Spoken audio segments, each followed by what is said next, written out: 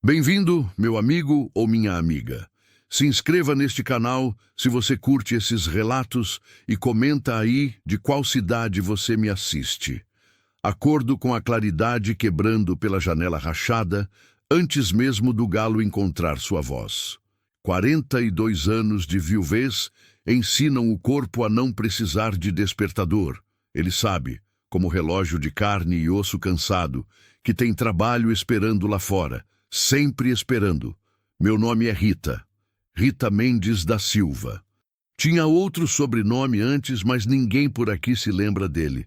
Aqui no interior profundo de Tocantins, perto de um lugar que os turistas nunca encontram porque não existe no mapa direito, eu sou apenas aquela mulher. Aquela viúva silenciosa que vive na fazenda abandonada.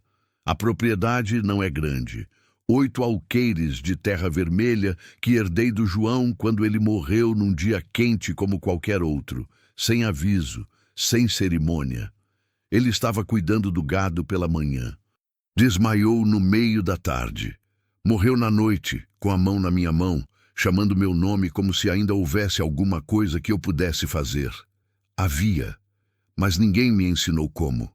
Levanto na meia-luz, ainda naquele intervalo estranho entre a noite e o dia, quando o mundo é cinza e silencioso. Meus pés descalços tocam o chão de barro batido. Preciso varrer a poeira vermelha que entra pelas frestas das janelas, que entra por debaixo da porta, que entra até nos seus pensamentos, se você permitir. A vassoura é velha, com palha gastada, mas funciona. Tudo que presta por aqui é velho e funciona. Coloco a chaleira no fogão de lenha. Espero a água ficar preta de tão quente. Coloco o pó de café num pano branco, amarro com barbante, despejo a água fervendo sobre ele. O cheiro sobe, esse aroma que é a única coisa que ainda me faz lembrar que estou viva, que meu nariz ainda consegue sentir alguma coisa além do pó. Sento à mesa pequena, sozinha, segurando a caneca de alumínio desbotada e observo pelo vidro rachado da janela. O quintal se abre diante de mim, cercado pela minha tentativa de manter uma horta. Tomate, cebola, alface que nasce com dificuldade. Algumas mudas de feijão que o João plantou anos atrás, que eu segui regando mesmo depois que ele partiu, por hábito, por medo de deixar morrer mais alguma coisa. Há umas galinhas que um vizinho, seu Dito, que mora a uns 3 quilômetros daqui, numa casa igualzinha à minha, me deu 14 anos atrás, antes da morte do João. Elas são velhas agora, poucas botam ovos ainda, mas continuam aqui porque eu não tenho coragem de matar nada, nem galinha cansada. Termino o café, lavo a caneca com a água que sobrou. Coloco tudo no seu lugar.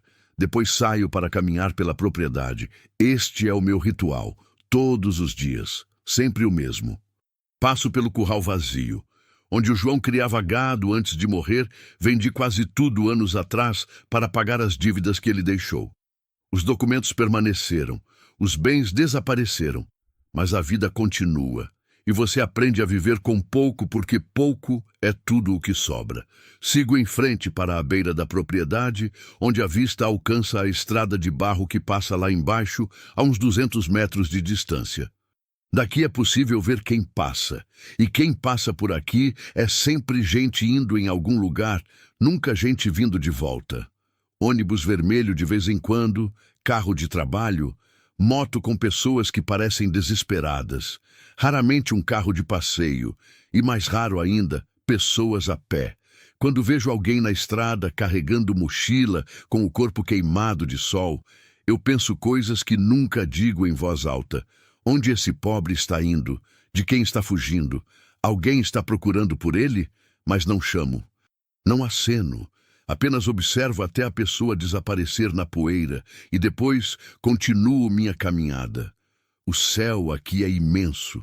Durante o dia é azul queimado, tão claro que dói nos olhos se você ficar muito tempo olhando.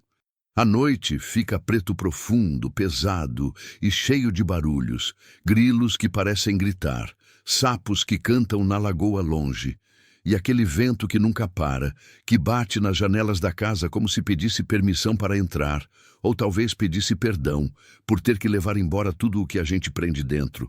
Aprendi a amar esse vento, ou talvez tenha aprendido a respeitar. É a mesma coisa quando você vive sozinha por 42 anos. Volto para casa no meio da manhã, quando o calor já começa a apertar. Preparo o almoço, caldo de feijão, sempre caldo de feijão, porque dura dias e porque eu não preciso de muita coisa para continuar. Meu corpo virou mínimo. Minhas necessidades viraram mínimas. Minha presença no mundo virou mínima. Às vezes, o seu dito passa por aqui, vindo de algum lugar, indo para outro. Ele traz notícias do vilarejo que fica a uns 8 quilômetros daqui. Histórias de gente que casou, gente que morreu, gente que saiu para a capital e não voltou. Eu escuto, digo pouco, ofereço água. Ele fica uns minutos na varanda e segue. Não há intimidade entre nós. Há apenas dois seres que existem próximos e reconhecem essa proximidade sem necessidade de palavras grandes. O homem que passa com a caminhonete de verduras vem de segunda e quinta. Ele compra meus ovos, aqueles que as galinhas ainda conseguem botar cada vez menos, por R$ 15, às vezes 20 se estão bonitos e bem grandes. Eu coloco o dinheiro numa lata de biscoito embaixo da minha cama. Lá está guardado também os tostões de outras vendas, os reais de uma pensão que o João deixou, pequena demais para viver, grande demais para ignorar. Sou econômica porque a economia é o que me segura de cair. À noite, quando o calor finalmente alivia e a temperatura desce para algo que não queima a pele, eu sento na varanda com uma cadeira de pau velho e fico observando a estrada. Aqui, o silêncio é tão completo que você consegue ouvir o próprio sangue circulando. Consegue ouvir os pensamentos. Às vezes vejo lanternas passando, pessoas que saem de noite, vindo do vilarejo, voltando para casas espalhadas pela região. Às vezes há discussões gritadas, distantes, muffled pelo vento. Às vezes há apenas o barulho natural do mundo noturno, aquele concerto de grilos, sapos, vento que a gente aprende a chamar de silêncio quando vive sozinha tempo suficiente. Janto cedo, uma broa de milho que compro da padaria do vilarejo, sempre a mesma broa. Queijo se conseguir, ovos se conseguir, água de beber, aquela que tiro do poço com a corda de sisal, puxando com as mãos que ficaram fortes demais para uma mulher. Lavo tudo, coloco tudo em seu lugar. Tranco a porta da frente com um cadeado que não é muito seguro, mas é o que tenho. Deixo um abajur aceso perto da cama. Não por medo, ou talvez por medo, é difícil dizer a diferença depois de tanto tempo. E deito-me. Fico escutando à noite. O barulho do vento batendo no vidro da janela. O barulho da placa de metal solto no telhado, batendo contra o ar como quem chora. O barulho distante de um carro passando na estrada. O barulho dos grilos que parecem conversar entre si sobre coisas que a gente nunca entenderá. E depois, os pensamentos vêm. Os pensamentos sempre vêm à noite, quando não há nada para fazer, ninguém para fingir estar bem para. É quando lembro do João, seu rosto quando ele sorria, que era raro, que era precioso. Lembro das mãos dele trabalhando na terra. Lembro do cheiro dele quando dormia, aquele aroma que misturava suor e trabalho e alguma coisa que eu ainda não tenho nome. Lembro que deixei de ser jovem enquanto ele estava vivo e que fiquei ainda mais velha depois que ele partiu. Lembro também que decidi numa noite como essa que não valia a pena tentar viver para mais ninguém, que eu ia ficar aqui, nesta casa, nesta terra vermelha, até meu corpo cansar demais para continuar acordando. Isso foi há 20 anos. Os 20 anos anteriores já tinham se passado em silêncio. 20 anos é tempo suficiente para virar fantasma enquanto ainda está respirando. 20 anos é tempo suficiente para esquecer que você já foi capaz de amar alguém além de si mesma. Até que a estrada, que sempre é estrada, começa a trazer pessoas diferentes. Os dias passam aqui como água escorrendo entre dedos. Você sente que está passando, mas não consegue prender. Segunda é igual a terça, que é igual a quarta, que é igual ao resto da semana. O calendário que tenho pendurado na cozinha, que ganhei de brinde numa compra de remédio há 3 anos, marca os dias, mas para mim é como contar grãos de areia. Trabalho na terra porque a terra não pede explicação. Você coloca a mão, suja-se, planta, rega e, se Deus quiser, algo cresce. A terra é honesta nesse sentido. Não mente. Não faz promessas que não cumpre. Se você cuidar, ela responde. Se você negligenciar, ela cobra. Na segunda-feira de manhã cedo, antes do calor ficar insuportável, eu tiro água do poço. Corda de sisal velha, balde de plástico vermelho que já foi brilhante e agora é desbotado. Puxo com os braços que ficaram fortes. Músculo de quem trabalha sozinha há 42 anos não é como músculo de academia. É músculo feito de necessidade, de sobrevivência. Encho os baldes, levo até a horta. Começo a regar as plantas uma a uma, usando uma cuia velha, derramando água no pé de cada tomate, cada pé de feijão, cada mudinha de cebola. Às vezes, as plantas não pegam. A terra aqui é teimosa, vermelha, dura demais. Mas quando conseguem, quando vejo uma folha nova aparecendo, quando vejo um tomate verde começando a formar, é como se alguma coisa em mim também renascesse. As galinhas bicam ao meu redor enquanto trabalho. Elas são velhas, como eu. Umas têm penas faltando, outras andam mancando. Mas todo dia continuam buscando comida, bicando o chão, vivendo, não reclamam. Não perguntam por que continuam aqui, apenas continuam. Depois de regar, sento à sombra de uma mangueira que o João plantou, que deve ter 70, 80 anos agora. Uma árvore que deve ter visto gerações viverem debaixo dela. Sento no chão, de terra dura, encosto nas costas dela e fico olhando para a estrada lá embaixo. Há pouquíssimo movimento. Um ou outro carro. Às vezes uma moto tossindo sua fumaça. De vez em quando um caminhão vermelho passando rápido, indo para algum lugar importante, enquanto aqui a gente respira pó. Na terça é a mesma coisa. Acordar cedo, café preto, caminhar pela propriedade, observar, trabalhar. À noite, sozinha. Na quarta, passei a tarde consertando a cerca. Uma parte havia caído, postes apodreci. Peguei uns paus velhos que tinha guardado atrás da casa, clava velha, martelo que pesa demais nas mãos de uma mulher, e fui batendo, batendo até a mão ficar roxa, batendo até dizer que chega. Na quinta, o seu dito passou com a caminhonete. Eu tinha 3 dúzias de ovos para ele, galinhas produzindo bem esse mês. Ele pagou R$ 60. Dei uma broa de milho que tinha sobrado. Ele comeu na varanda, conversou sobre as chuvas que faltam, sobre a loucura que é morar aqui no interior quando a gente fica velho, sobre como a maioria das pessoas que ficaram nessa região já desistiu. Você nunca pensa em sair? Perguntou ele olhando para a estrada. Pensei, claro que pensei. Muitas vezes pensei em pegar uma mala, colocar o dinheiro que tenho guardado, descer até a rodoviária e sumir. Virar outro fantasma numa cidade grande, onde ninguém conhece a história de ninguém. Para quê? Respondi. Para morrer longe? Seu dito riu. Era um riso triste, do tipo que só quem vive sozinho consegue rir. É verdade, disse. E saiu. Na sexta chegou a notícia trazida por um primo do seu dito que passou na estrada. Morreu um rapaz daqui da região, afogado na lagoa que fica perto do vilarejo. Tinha 17 anos. Ninguém soube dizer por quê. Acidente, suicídio. Essas coisas que a gente nunca descobre direito. Fiquei pensando naquilo a noite toda. Que aos 17 anos a gente já está tão cansado de viver que não consegue nem esperar chegar aos 42. No sábado, começou a fazer calor demais. Aquele calor que não é normal, que é aviso de tempestade.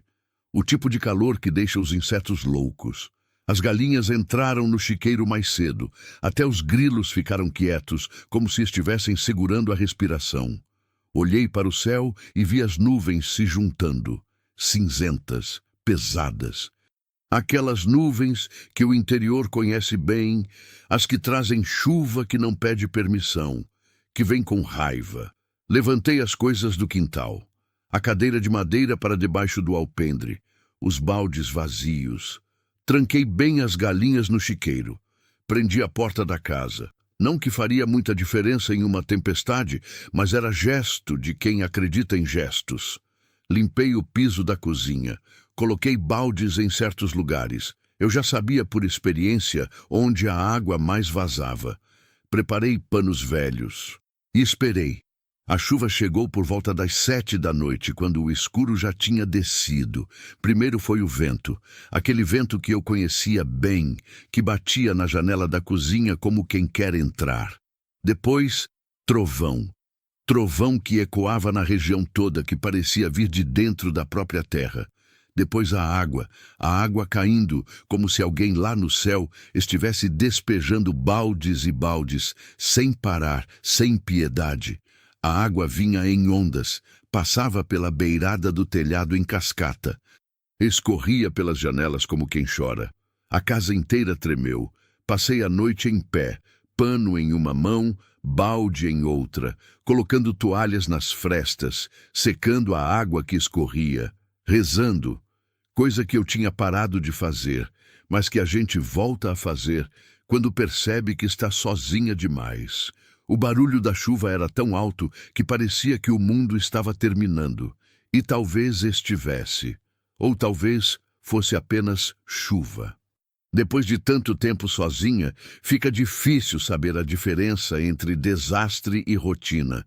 Só parou quando amanheceu. Amanheceu cinzento, chuvoso ainda, mas o pior tinha passado. Saí para ver os danos na luz fraca da manhã. A horta estava destruída, os tomates caídos, a terra toda embarrada, lamacenta, a enxada que eu usava tinha desaparecido, levada pela água que correu como rio. Uma das telhas do telhado havia saído. Um baldes estava virado. Mas tudo bem. Tudo isso se arruma. Tudo isso é apenas coisa material. A gente acostuma. O que eu não conseguia acostumar era com o que encontrei quando caminhei até a porteira da frente da propriedade. Ele estava desmaiado na lama e na poeira misturada com água. Um homem, talvez uns 50 e tantos anos, talvez menos, talvez mais. Era difícil dizer, com o rosto inchado, a barba por fazer, o corpo tão magro que parecia que havia meses não comia. Estava estendido bem na entrada da minha propriedade. Desmaiado, completamente imóvel. Havia uma mochila marrom bem ao lado dele, encharcada pela chuva. Meu coração parou. Não era incomum em fazenda isolada encontrar gente desesperada. A estrada traz tudo que a vida descarta. Mendigos, foragidos, gente perdida, gente procurando por salvação em lugar que nem salvação tem para si próprio.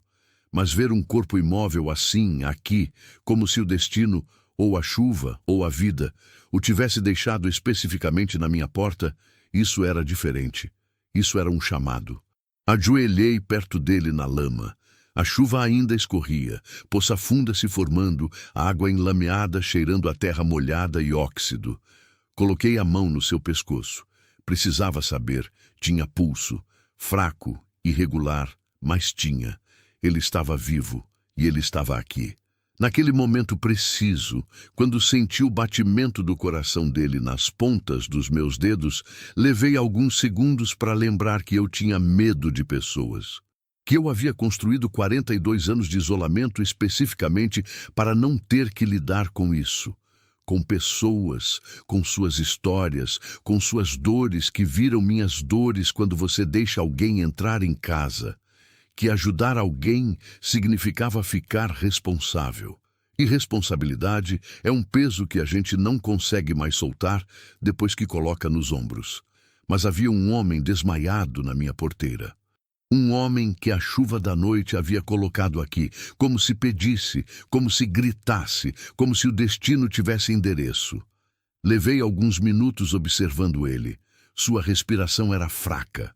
O corpo inteiro tremia. Ou era tremor de frio, ou febre, ou morte chegando. Havia um corte fundo no seu braço esquerdo, aquele que era coberto por uma mistura de barro e sangue. A roupa estava toda rasgada. Não de tempestade, percebi depois, de tempo, de uso. De alguém que vinha caminhando há semanas, meses talvez. Peguei água da chuva que tinha acumulado num balde perto da porta. Água suja, mas era água. E joguei no seu rosto. Ele abriu os olhos de repente, como quem acorda de um pesadelo. Começou a tossir, a gaguejar algo que eu não conseguia entender. Suas pupilas estavam dilatadas. Sua testa, conseguia sentir só de passar a mão, estava queimando de febre. Vem, entra para dentro, disse, sem pensar muito, sem deixar que a razão tivesse tempo de gritar. Ajudei ele a se levantar. Era pesado. O peso de um corpo que desistiu de se sustentar sozinho. Coloquei o braço dele em volta do meu pescoço, agarrei a mochila encharcada com a outra mão e o guiei até a casa. Cada passo era luta. Cada passo era ele cambaleando, caindo no meu ombro, murmurando coisas que não faziam sentido. Tá tudo bem, eu dizia, como se soubesse que tudo ia dar certo. Como se não estivesse tremendo por dentro. Consegui o tirar da chuva, tirei a roupa molhada dele, aquele momento incômodo de ver um corpo miserável, queimado de sol, com cicatrizes que não conseguia entender, e coloquei ele na minha cama. A minha cama. O único lugar seguro que eu tinha. Peguei uma das poucas roupas limpas que possuía, uma camiseta velha de algodão, e vesti nele enquanto dormia. Depois, procurei pelo mais essencial, água, pano, remédios antigos que tinha na cozinha desde quando o João vivia. Tinha uma caixa com dipirona, gengibre, camomila seca, coisas que minha mãe me ensinou. Passei a noite inteira acordada. Não dormia. Apenas sentava numa cadeira de pau velho bem perto da cama, observando se ele ainda respirava. Observando o peito subindo e descendo. Observando a febre queimando a pele dele. Às vezes colocava uma toalha molhada na testa, tentava fazer ele beber um gole de água. Ele não acordava, mas sua mão às vezes segurava a minha. Aquele reflexo de quem se agarra a alguma coisa quando está caindo. Pensei em mandá-lo embora. Pensei em trazê-lo mais perto. Pensei em ligar para alguém. Mas para quem? Não tinha telefone. Não tinha ninguém.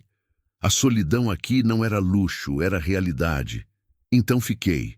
Fiquei acordada a noite toda, rezando para um Deus que eu achava que tinha desistido de mim, pedindo que esse homem não morresse aqui dentro, que eu não tivesse que enterrar outro corpo na terra vermelha dessa propriedade.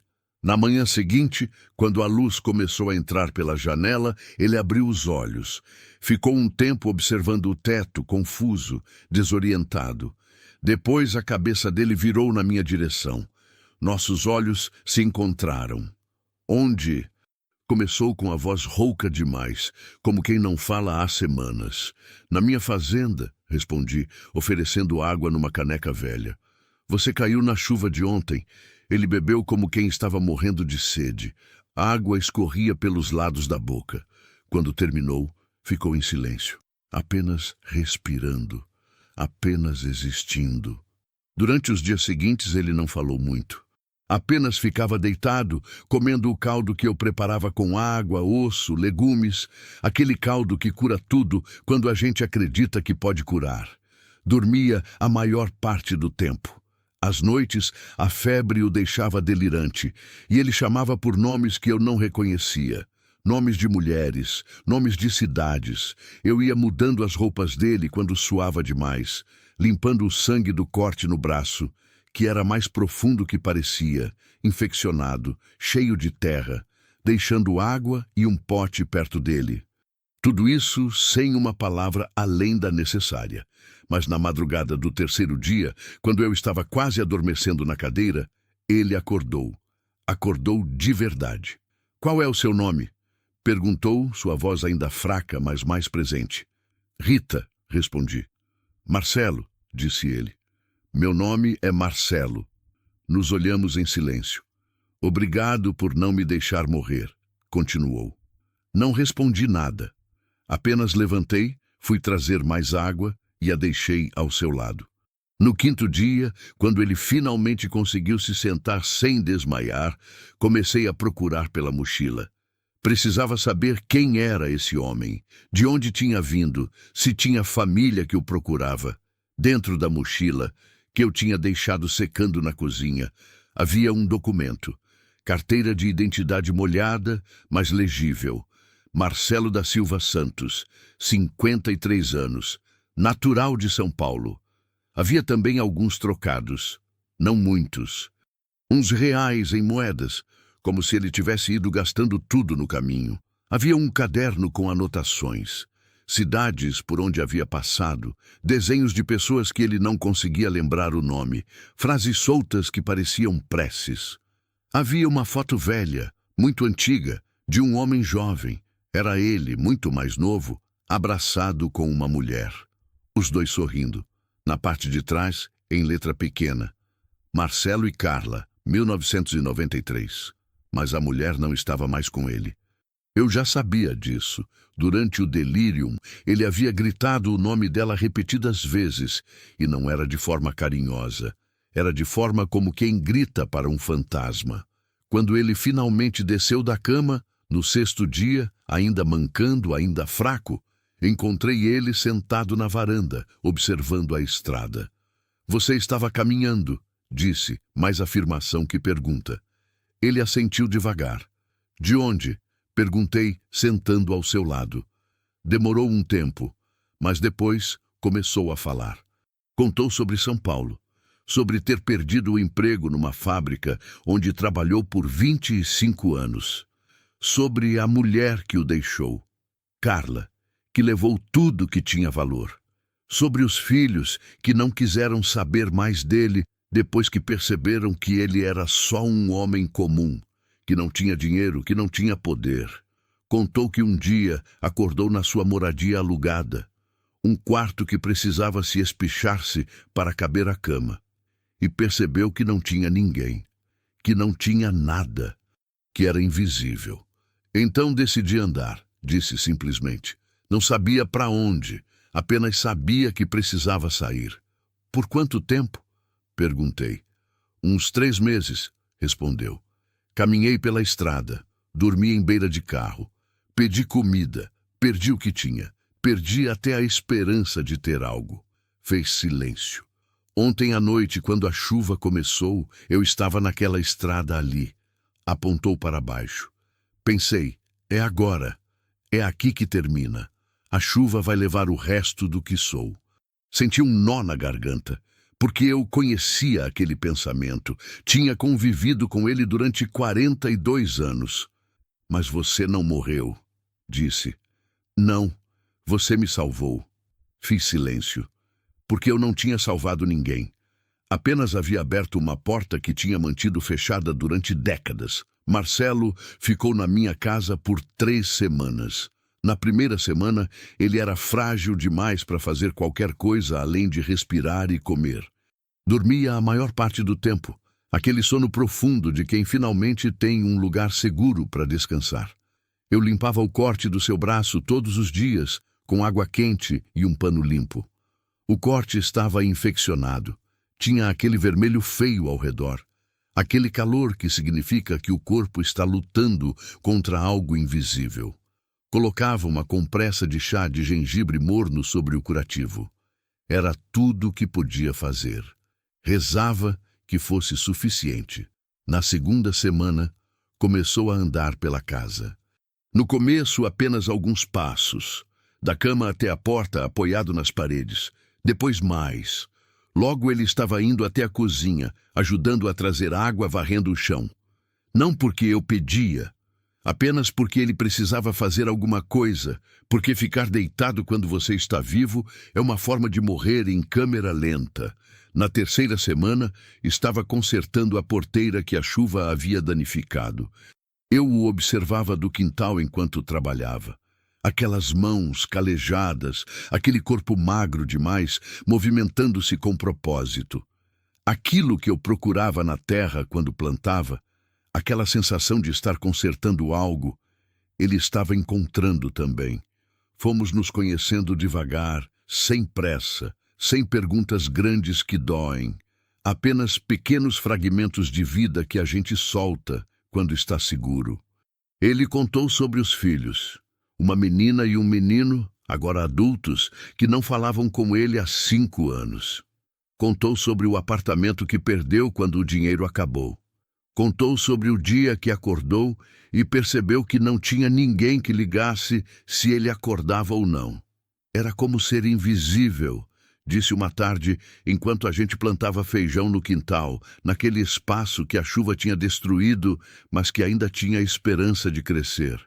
As pessoas passavam por mim na rua e não viam. Os meus filhos me viam e não gostavam do que viam.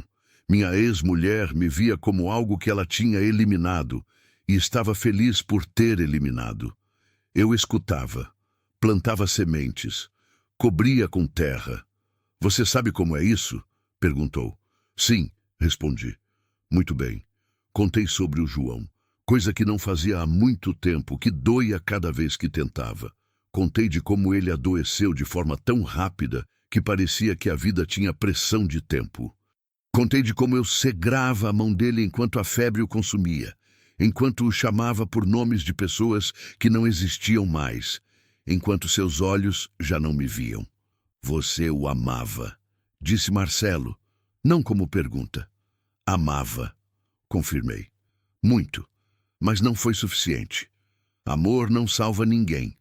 Talvez não, disse ele, olhando para as mãos cheias de terra. Mas talvez deixe marca. À noite, quando sentávamos na varanda para escapar do calor da casa, ele começou a falar mais solto. Sobre a infância em Santos, sobre a mãe que morreu jovem, sobre ter escolhido ficar com Carla porque ela era bonita, não porque o amava, e sendo honesto consigo mesmo, só depois que tinha ficado velho é que percebia essa diferença. Eu contei sobre meu medo, aquele medo que tinha me acompanhado desde que o João morreu. O medo de perder alguém novamente. O medo de que se eu deixasse alguém entrar, teria que ser responsável pela felicidade daquela pessoa. O medo de não ser suficiente. Você já foi suficiente, disse Marcelo. Você foi suficiente para me salvar. Não fiz nada de especial, respondi. Você abriu a porta. Quando a gente bate na porta errada durante muito tempo, quando a gente bate e ninguém abre, a gente esquece que algumas pessoas ainda abrem. No 17º dia, a febre voltou. Mas dessa vez foi diferente. Dessa vez foi pior. Eu estava dormindo quando acordei com o barulho dele gritando. Um grito que não era desespero, era confusão. Era um homem que tinha perdido a realidade e não conseguia encontrá-la de volta. Corri para o quarto. Ele estava encharcado de suor, o corpo todo convulsionando, os olhos abertos, mas não vendo, chamando nomes de pessoas que não estavam ali. Carla, seus filhos, gente que havia deixado para trás. Marcelo! Gritei pegando nos ombros dele. Marcelo, volta! Mas ele não conseguia voltar. A febre tinha levado seu corpo para um lugar onde eu não podia alcançá-lo. Peguei água fria. Passei em toda a parte do corpo, testa, pescoço, braços, coloquei toalhas molhadas, gritei para que ele acordasse, que voltasse, que ficasse comigo. Seus lábios ficaram roxos, sua respiração ficou irregular. Várias vezes achei que ele estava morrendo. Aquele momento em que você não tem certeza se a próxima respiração vai vir. Passei a noite toda acordada, fazendo compressas, mudando toalhas, rezando. Rezando para aquele Deus que eu tinha abandonado. Rezando para santos que minha mãe tinha me ensinado. Rezando para a vida ser justa só dessa vez. Rita, ele sussurrou numa das horas mais escuras, os olhos ainda fechados. Estou aqui, respondi. Se eu morrer, começou. Você não vai morrer, cortei. Você não vai morrer aqui. Naquele momento, eu percebi algo que tinha tentado evitar durante todo esse tempo. Eu não queria que ele morresse. Não porque era obrigação, Não porque tinha trazido ele para dentro de casa, mas porque em algum momento que eu não conseguia pintar exatamente, ele tinha deixado de ser um estranho desacordado na minha porteira e tinha virado, Deus me ajude, importante. E importante é perigoso. Importante é aquilo que pode ser tirado. Na madrugada, a febre começou a ceder. Lentamente, muito lentamente, ele voltou a suar. Aquele suor que é bom sinal, que é o corpo expulsando o que o está matando. A respiração voltou a ser normal. Os olhos dele, quando abriu, estavam presentes de novo. Eu estava tão cansada que quase caí na cama ao seu lado quando percebi que ele ia viver. Quando o sol nasceu, ele estava dormindo profundamente, respirando certo. As cores voltaram ao rosto. Eu sentei na cadeira ao lado da cama, exausta além da medida, e chorei. Chorei porque ele estava vivo. Chorei porque isso significava que eu podia perder alguém novamente. Chorei porque 42 anos de silêncio, 42 anos de proteção não tinham sido suficientes para preparar meu coração para abrir a porta. E chorei porque, da forma mais estranha e inesperada possível, eu havia parado de estar sozinha. Naquele momento, com a luz do amanhecer entrando pela janela rachada, sentado na minha cadeira de pau velho, ao lado de um homem que tinha sido um estranho uma semana antes, eu entendi. Ajudar alguém não significa salvá-los. Significa deixar-se ser salva também. Marcelo ficou na minha casa por 28 dias. Na quarta semana, ele estava trabalhando de verdade, não apenas ajudando, mas realmente trabalhando. Consertou o telhado que a chuva havia danificado, reforçou a cerca, limpou o poço e o deixou tão profundo que a água começou a brotar mais fria, mais pura. Era como se ele estivesse pagando uma dívida que eu nunca havia cobrado. Plantamos juntos. Mais tomate, mais feijão, mais esperança, em forma de sementes que você enterra e reza para crescer. Ele conhecia de agricultura. Tinha trabalhado num sítio quando era menino, antes de ir para a cidade, antes de tentar ser alguém grande em São Paulo e descobrir que grande é relativo. Nos nossos silêncios, e havia muitos silêncios porque ambos tínhamos aprendido a viver com a língua quieta, eu sentia alguma coisa mudando. Não era amor, era muito cedo, muito frágil para ser amor. Mas era reconhecimento. Era dois seres calejados se olhando e vendo em um do outro toda a dor que já carregavam. Uma tarde, enquanto voltávamos do trabalho com as mãos cheias de terra e os pulmões cheios de ar quente, ele parou e me olhou. "Você sabe o que percebi?" perguntou. Não respondi. Apenas esperei. Que a gente passa a vida inteira fugindo de solidão, fazendo amigos, casando, tendo filhos, tudo para não ficar sozinho. E quando finalmente ficamos sozinhos, descobrimos que era exatamente isso que a gente precisava. Pensei sobre isso, sobre os 42 anos, sobre como eu havia escolhido a solidão como proteção e como aquela proteção tinha virado prisão. Mas não quer dizer que deveria ficar sozinho forever, completou ele. Quer dizer que a gente precisa aprender a estar sozinho sem morrer de solidão. E depois, quando alguém chega, a gente recebe porque a gente escolhe, não porque a gente depende. Na noite do 28º dia, Marcelo disse que tinha que partir. Não foi surpresa. Eu sabia que aquilo não podia ser para sempre, que ele tinha uma vida em São Paulo, ou pelo menos tinha que tentar construir uma. Que seus filhos, mesmo que não falassem com ele, existiam em algum lugar. E que talvez, só talvez, a chuva que o trouxe até aqui também o ajudasse a voltar diferente. "Ainda preciso tentar", disse ele, sentado na varanda, sob aquele céu imenso que estava começando a ficar rosado com o pôr do sol. "Preciso tentar ligar para minha filha. Preciso tentar trabalhar. Preciso tentar ser alguém diferente do que eu era." "Você já é", respondi. "Porque aqui é fácil", disse. "Aqui você está, você abriu a porta, aqui tem terra para trabalhar e silêncio que cura. Mas lá é onde a vida real acontece. E eu tenho medo de voltar e descobrir que aquilo que mudou em mim vai desaparecer. Entendi. Porque eu tinha medo da mesma coisa, que ele saísse e que eu voltasse àquele vazio que tinha acostumado demais. Vai desaparecer, disse honestamente. Mas a marca vai ficar. As marcas sempre ficam. Ele pegou na minha mão. Não de forma romântica. Nada entre a gente era romântico. Era tudo muito real e muito cru para romance. Era de forma como quem agradece algo que não tem como devolver. Era de forma como quem reconhece que duas pessoas se salvaram mutuamente sem precisar de promessas. Na manhã seguinte, eu chamei aquele homem que passava de segunda e quinta com a caminhonete carregada de verdura, o mesmo que comprava meus ovos há anos. Paguei para ele levar Marcelo até a rodoviária que ficava a uns 30 quilômetros dali. Marcelo levava na mochila, agora limpa e consertada, um pouco de comida que fiz na noite anterior, broa de milho, alguns ovos cozidos, água em garrafa. Um endereço escrito num papel, um jeito de me contactar se conseguisse telefone em algum lugar. Ele levava também algo invisível, a certeza de que havia estado vivo, de que havia importado, de que havia sido salvo e havia salvado também. Obrigado, disse ele antes de entrar no carro. Boa sorte, respondi. Fiz silêncio porque não sabia como dizer. Você mudou minha vida.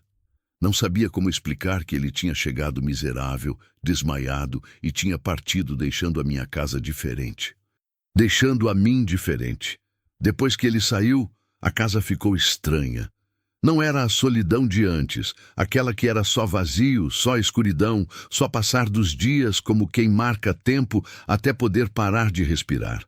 Era uma solidão que tinha memória, que tinha corpo, que lembrava de duas pessoas sentadas na varanda, observando o pôr do sol, enquanto as galinhas buscavam sementes no chão. Passei dias apenas caminhando pela propriedade, vendo os lugares onde a gente tinha trabalhado junto.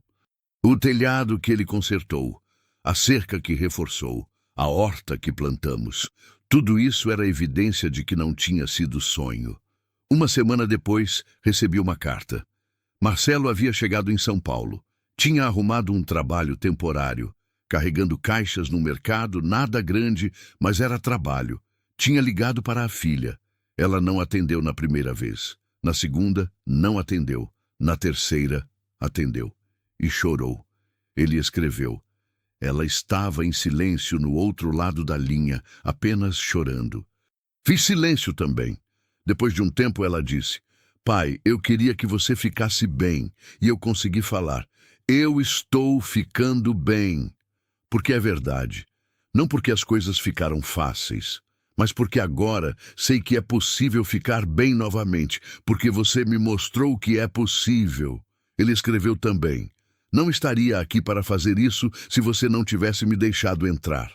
Li aquela carta tantas vezes que a letra começou a desaparecer. Naquela noite, fiz algo que não fazia desde a morte do João. Saí sozinha para a varanda, não a varanda da frente, onde observava a estrada. A varanda de trás, aquela que dava para a propriedade toda, para aqueles 8 alqueires que herdei e que nunca tinha sido suficiente antes, porque antes eu estava vazia. Fechei os olhos e rezei.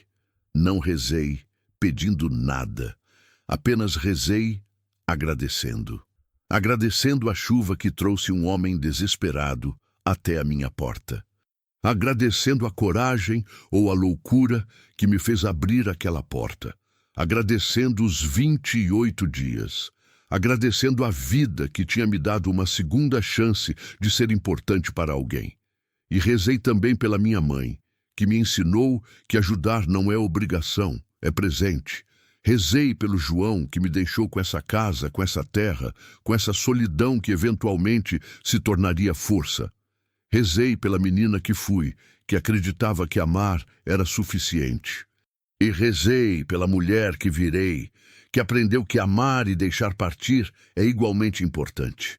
No mês seguinte, comecei a deixar a porteira aberta. Não era convite.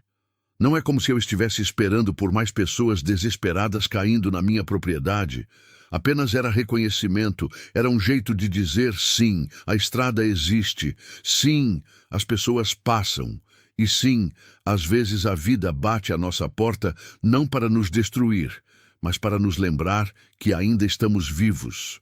Aquela mulher oca que acordava sem razão para viver, aquela mulher que virava relógio de carne apenas para marcar tempo, ela ainda existe. Mas agora ela sabe algo que não sabia antes. Cada porta aberta é um pequeno recomeço. Cada gesto é uma escolha de ser humana. Cada momento em que você para ajudar alguém, não por dever, não por religião, não por moral que a gente aprendeu, mas simplesmente porque naquele instante você reconhece que uma outra pessoa está caindo e você tem força para estender a mão, cada um desses momentos é uma pequena morte da solidão.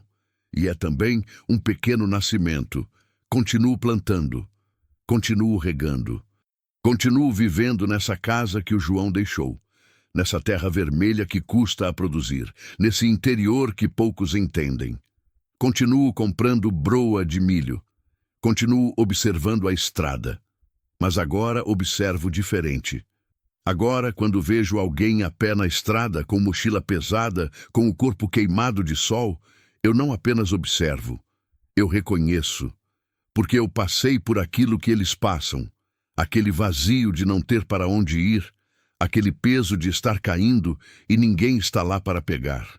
E quando chegam aqui, porque alguns chegam, porque agora deixo a porta aberta, eu os deixo entrar. Não porque sou heroína, sou apenas uma mulher que aprendeu que o silêncio é mais alto quando você está verdadeiramente sozinha, que a solidão é mais pesada quando você não tem escolha, e que as marcas que as pessoas deixam quando você as deixa entrar são mais valiosas que qualquer segurança que você possa construir sozinha. O silêncio ainda me rodeia.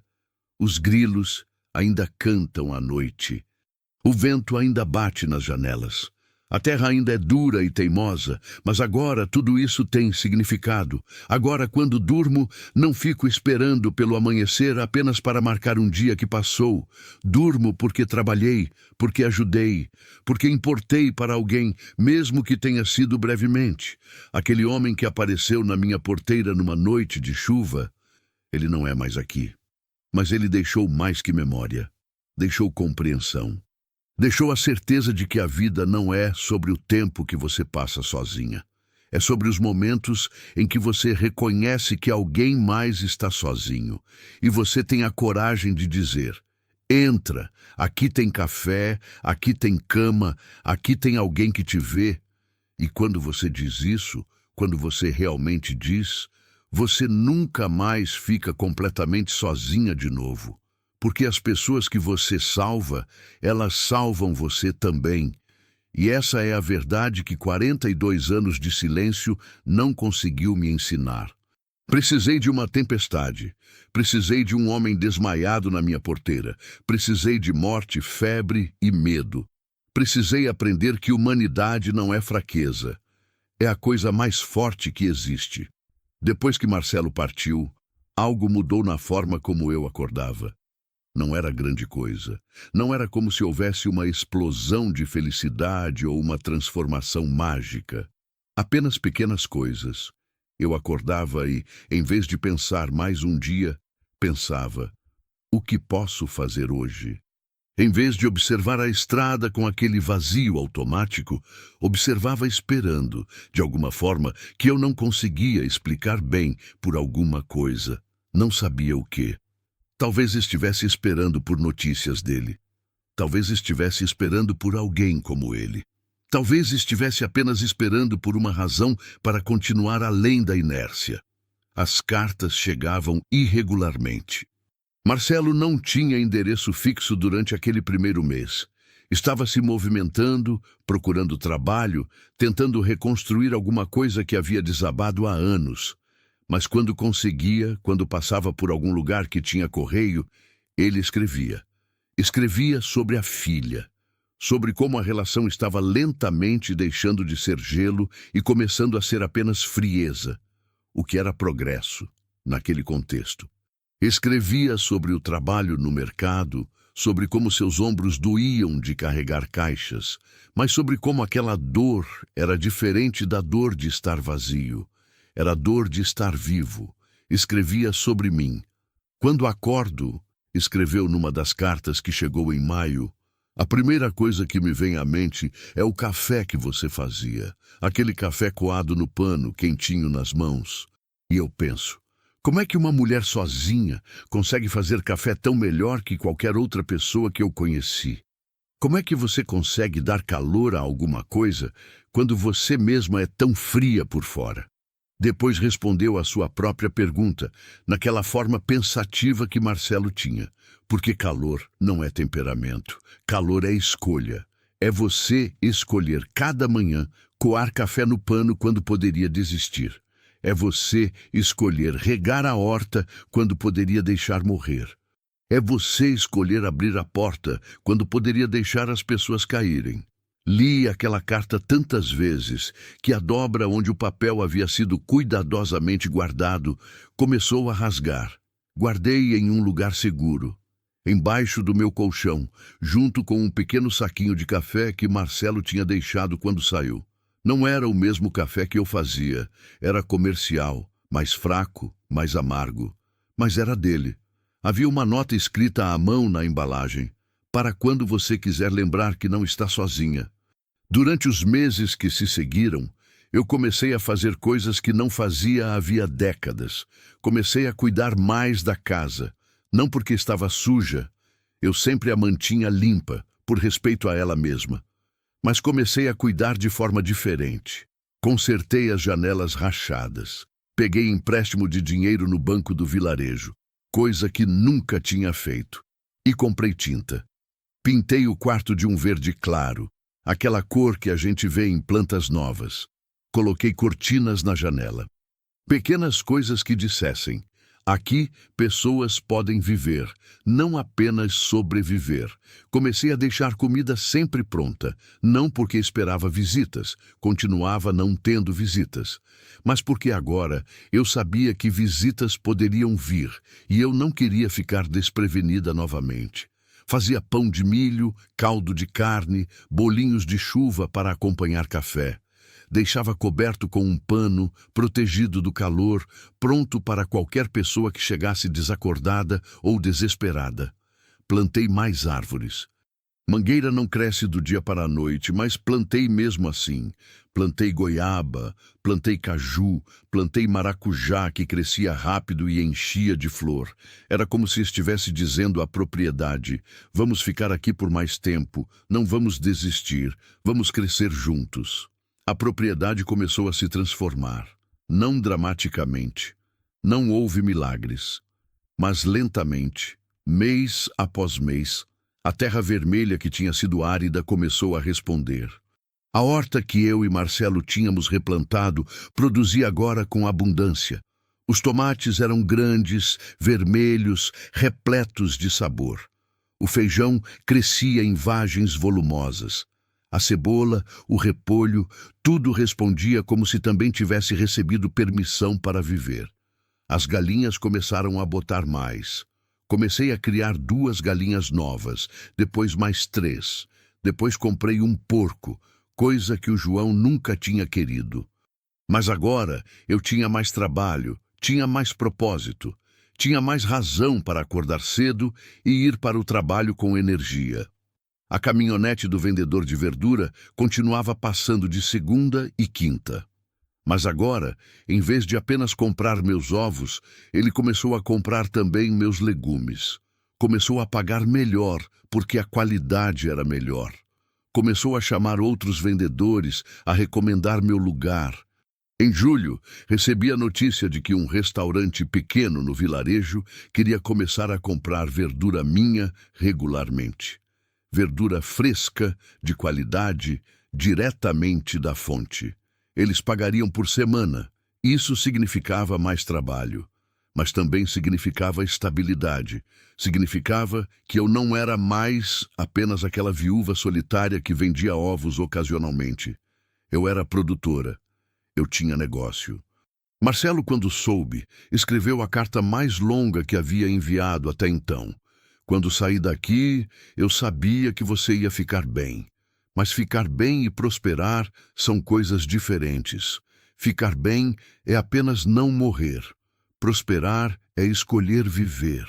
E você está escolhendo viver, Rita. Está escolhendo de verdade. Isso me faz acreditar que eu também posso escolher, que minhas escolhas importam, que eu importo. Chegou a primeira pessoa nova em agosto. Não foi dramático. Não foi uma tempestade. Não foi alguém desmaiado na porteira.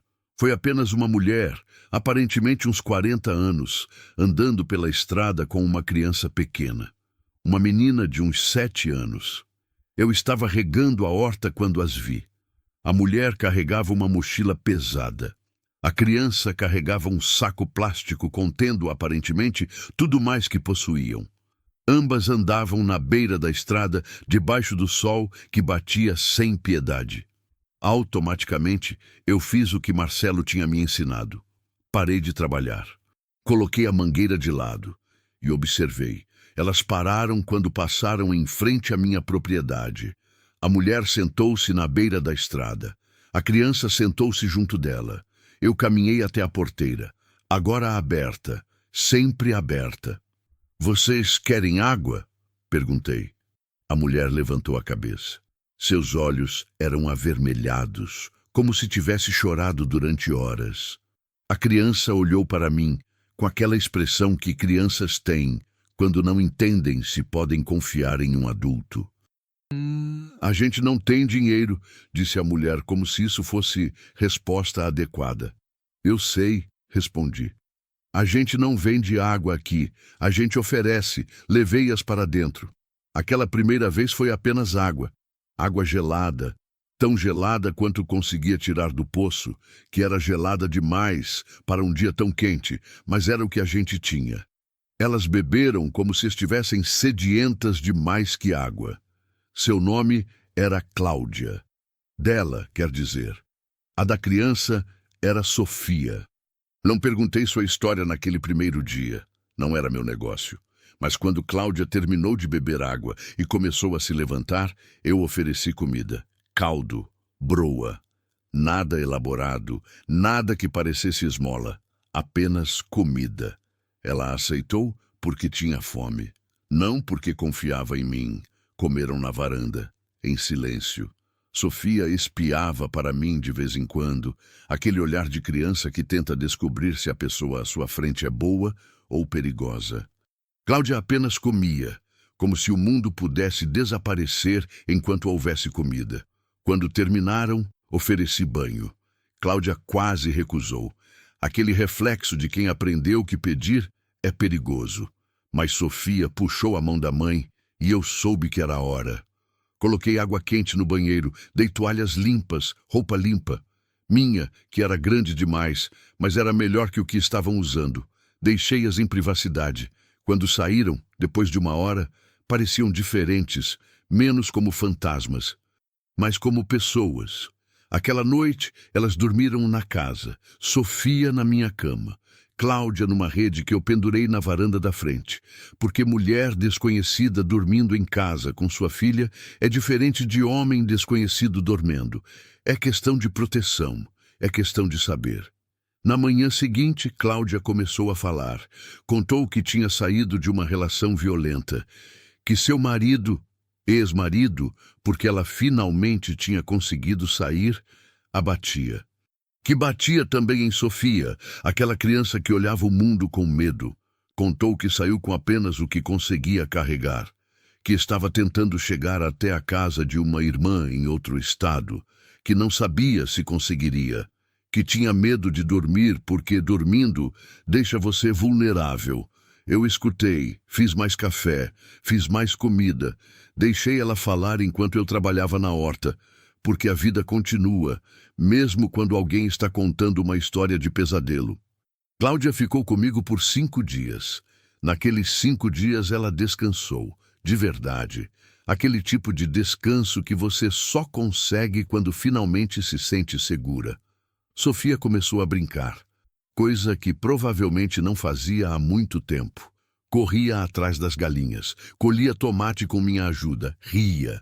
No terceiro dia, Cláudia começou a ajudar no trabalho. Começou a cuidar de Sofia, que começou a ser apenas uma criança, não um fardo. Na noite do quinto dia, ofereci dinheiro. Não muito. Guardava pouco, mas guardava. Cláudia recusou. Você me deu mais que dinheiro, disse. Mas aceitou comida. Aceitou roupa nova.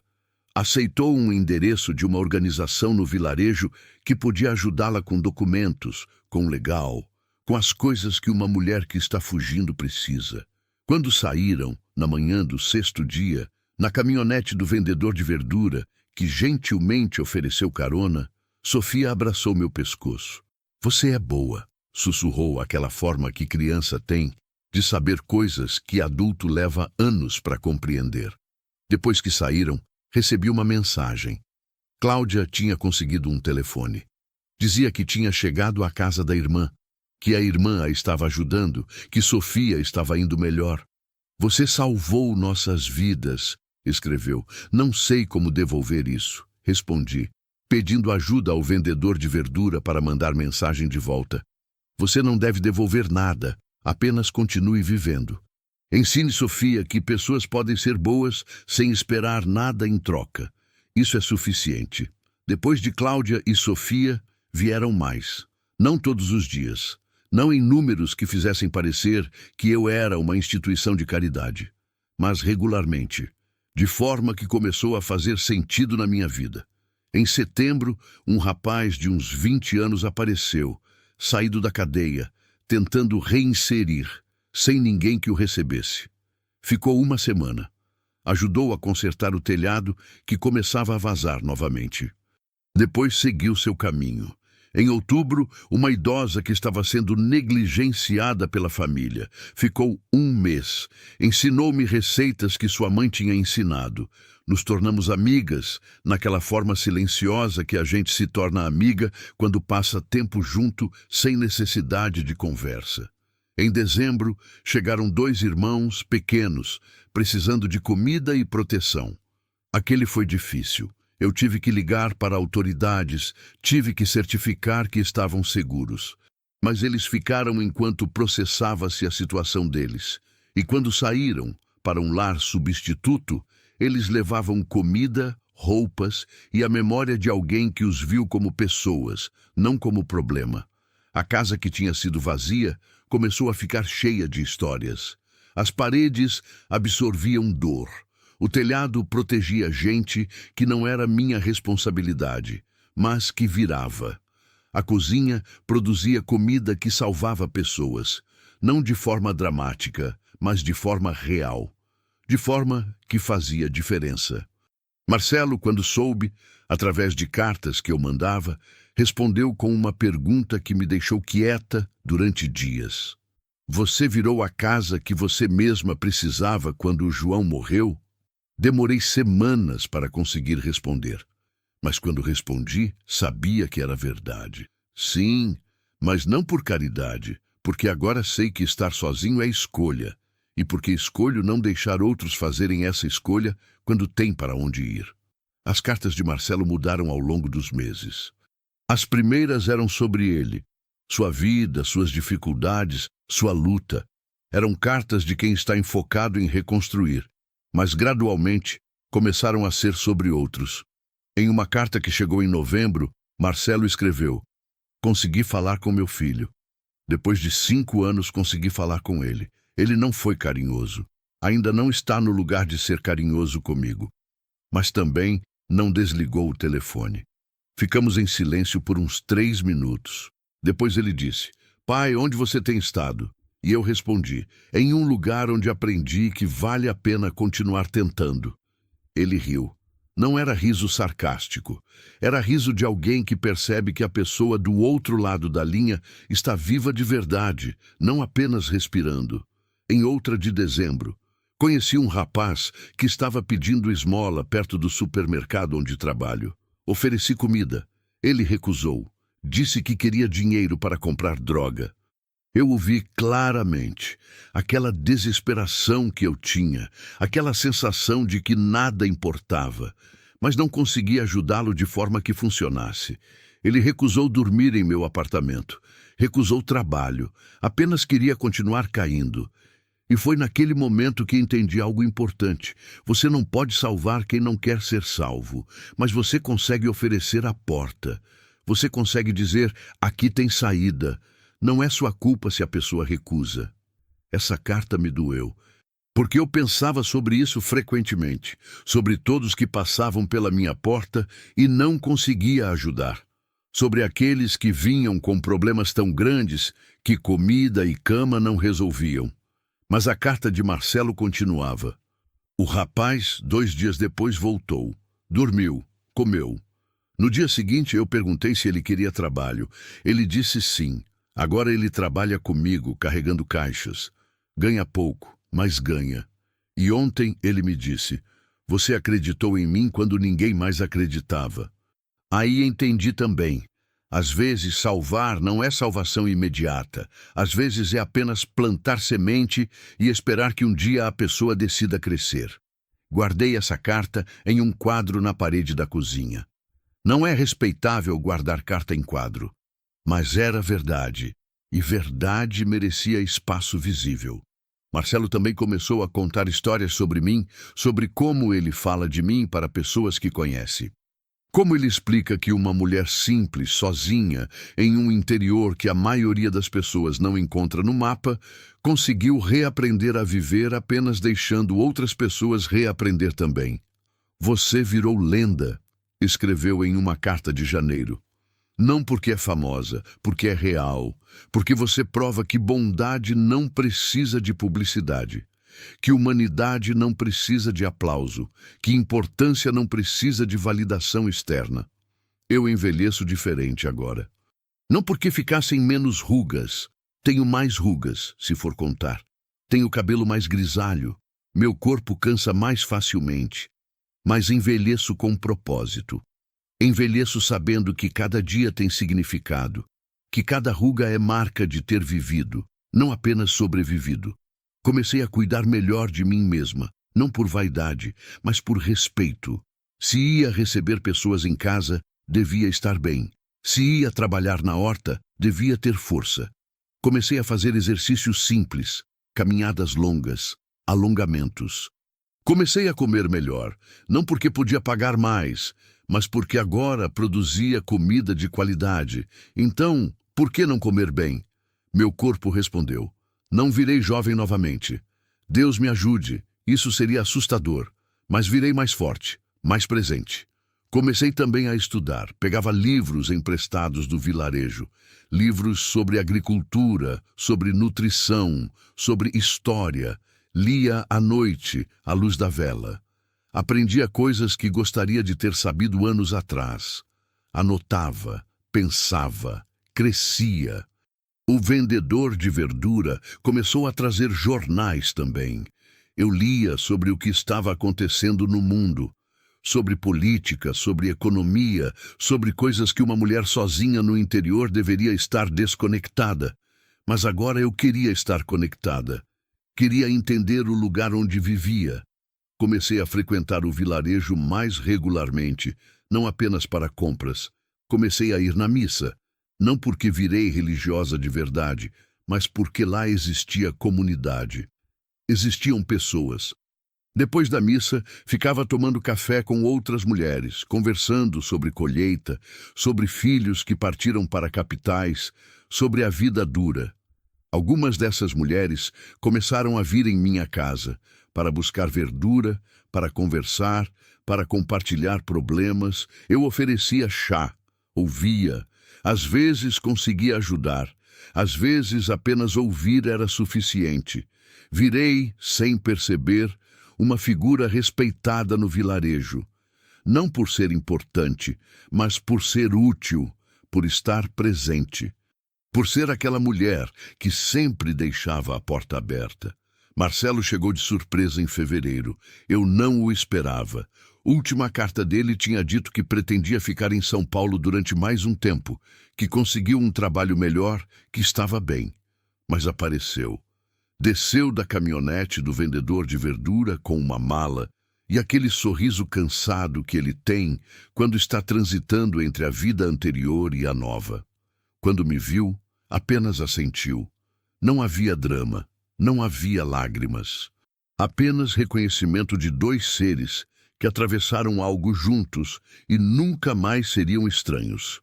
"Oi, Rita", disse. "Oi, Marcelo", respondi. Ele entrou. Sentou-se à mesa da cozinha. Bebeu café. Aquele café que eu ainda coava no pano. Aquele café que ele tinha escrito que era melhor que qualquer outro que tinha tomado. "Eu quis vir antes", começou lentamente. Mas precisava de tempo para saber se era visita ou era volta. Entendi o que queria dizer. "E qual é?", perguntei.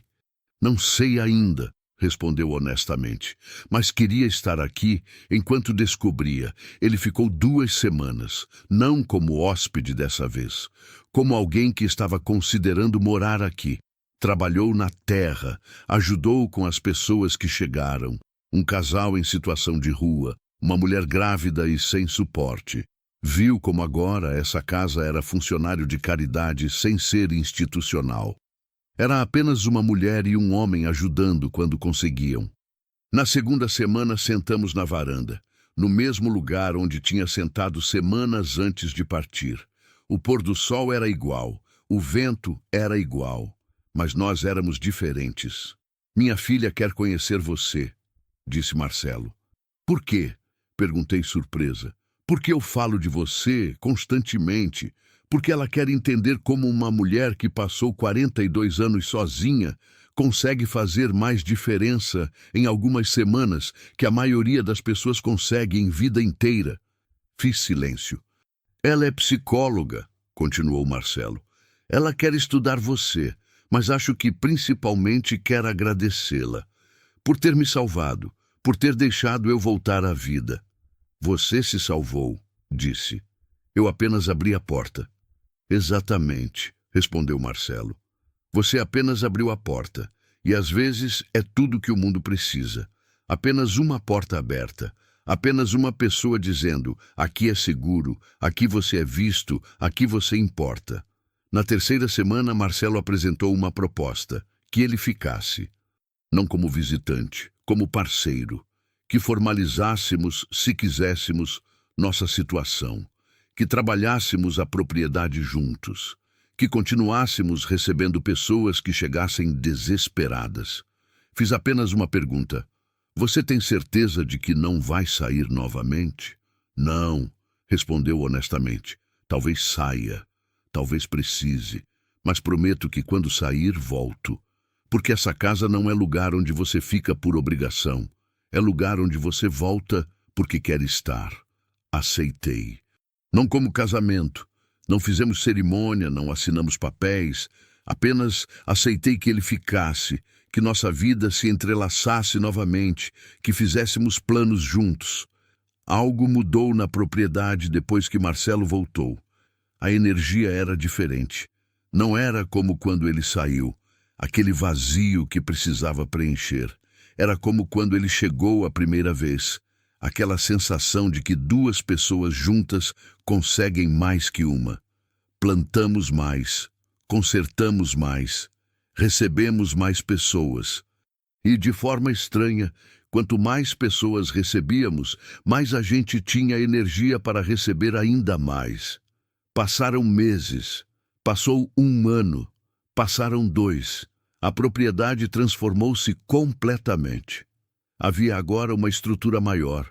Um galpão onde a gente guardava verdura, onde conservávamos comida. Havia um segundo quarto, consertado e pintado, para hóspedes.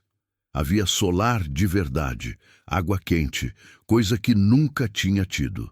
As notícias se espalharam, de forma orgânica. Não porque a gente anunciava, mas porque as pessoas que a gente ajudava falavam, porque passava de boca em boca que havia um lugar seguro. Havia comida, havia gente que não julgava. Algumas pessoas que a gente ajudou voltaram para visitar. Sofia, que tinha ficado pequena, voltou aos 10 anos, reconhecendo o lugar, querendo ajudar também. Cláudia, sua mãe, começou a colaborar. Ela tinha conseguido estabilidade, conseguido sair da violência, conseguido viver. Agora vinha ajudar outras mulheres a fazer o mesmo. Começou a se formar uma rede de pessoas que a gente tinha ajudado, que agora ajudavam outras.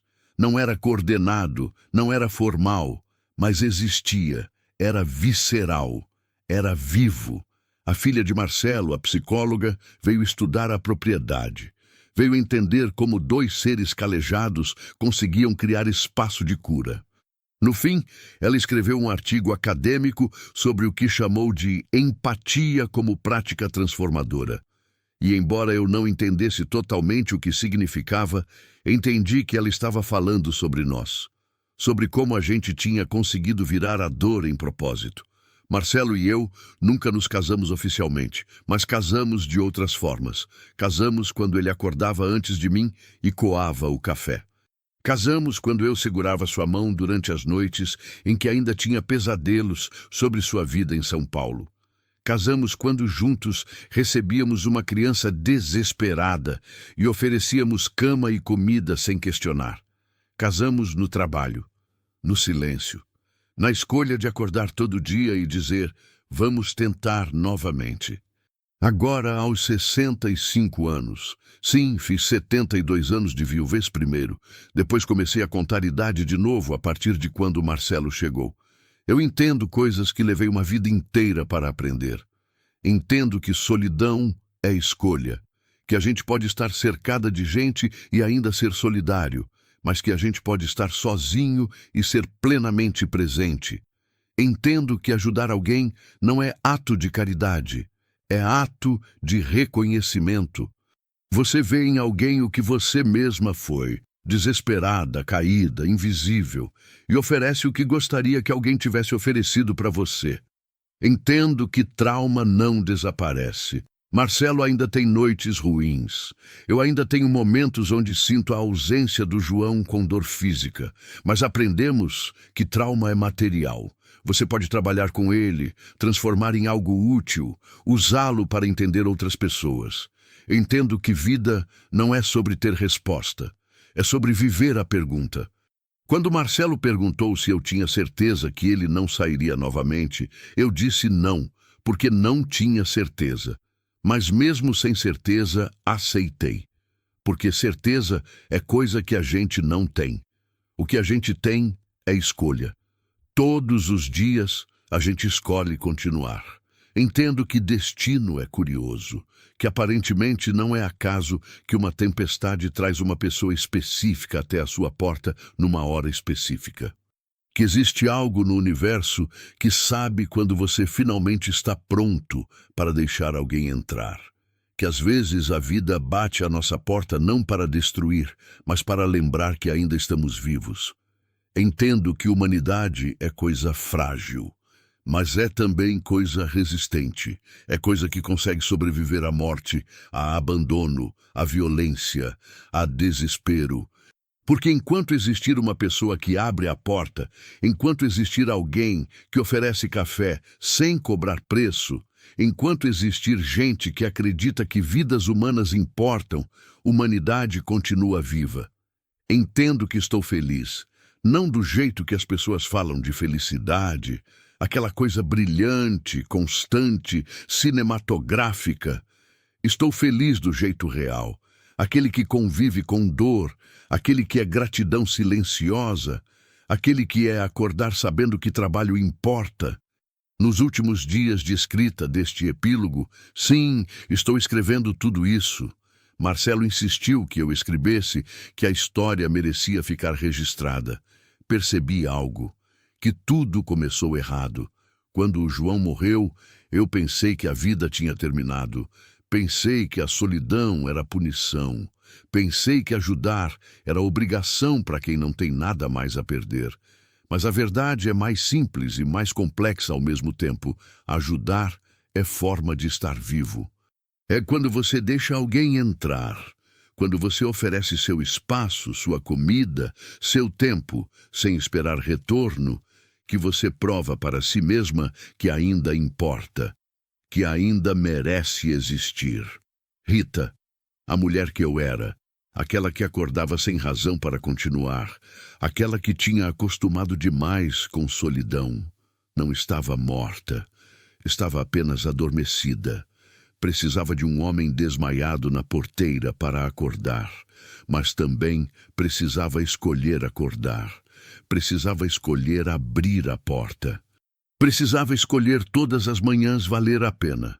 Agora, quando vejo alguém sozinho, seja na estrada, seja nos olhos de uma criança que vem aqui, eu reconheço. Porque eu fui aquela pessoa. Porque sei como é estar caindo e ninguém estar lá. Então ofereço o que posso oferecer. Não cura, nem sempre funciona. Não salvação. Às vezes as pessoas seguem caindo. Mas ofereço reconhecimento. Ofereço a verdade de que você importa. Ofereço a porta aberta. Marcelo está dormindo agora. É madrugada. Ele está deitado ao meu lado. Nós dividimos a cama agora, como pessoas que decidiram estar juntas sem necessidade de carimbo oficial. E ele dorme com aquele sono profundo de quem trabalhou bem durante o dia. Amanhã vai chegar alguém novo. Sempre chega alguém. Pode ser no fim de semana, pode ser na próxima semana, mas alguém vai aparecer na estrada, na porteira, em algum lugar onde a gente consegue ver, e a gente vai dar comida e cama. E aquele silêncio que cura, porque é silêncio de quem realmente os vê. Porque agora entendo, vida não é sobre ter, é sobre dar. Não é sobre acumular, é sobre compartilhar. Não é sobre vencer, é sobre estar presente. 42 anos de viuvez me ensinaram como morrer lentamente. Mas Marcelo, aquele homem que apareceu na chuva, aquele homem que poderia ter morrido na minha porteira, ele me ensinou como viver de novo. E agora, toda vez que alguém chega desesperado, eu ofereço o que ele ofereceu para mim, a chance de começar novamente. O café está coando na cozinha. Consigo ouvir mesmo daqui, mesmo na madrugada, como se alguém o estivesse preparando para a manhã que vem. Provavelmente estou imaginando, provavelmente é apenas vento, é apenas a casa que se move. Mas escolho acreditar que é esperança, que é a casa dizendo, sim, amanhã vem mais gente, amanhã tem mais história, amanhã a vida continua. E eu estou aqui, pronta, com a porta aberta, porque ser viva significa isso, significa poder oferecer vida para quem está morrendo. Significa que seu sofrimento, aquele que durou 42 anos, consegue virar cura para outro alguém. Significa que nada, absolutamente nada, é desperdiçado quando você escolhe transformar dor em propósito. Significa que Rita, a viúva silenciosa que acordava sem razão para continuar, conseguiu encontrar razão, não em tristeza, não em autocompaixão, mas em humanidade.